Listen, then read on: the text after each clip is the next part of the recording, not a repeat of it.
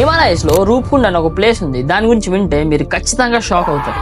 ఉత్తరాఖండ్ లో 16,500 అడుగుల ఎత్తులో ఉంది ఈ లేక్. అక్కడ చాలా చల్లగా ఉంటుంది. ఇయర్ మొత్తం అది మంచుతో కవర్ అయి ఉంటుంది.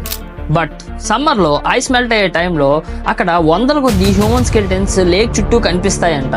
ఫస్ట్ టైం 1942లో ఒక బ్రిటిష్ ఫారెస్ట్ రేంజర్ ఈ స్కెలిటన్స్ చూసి షాక్ అయిపోయాడంట.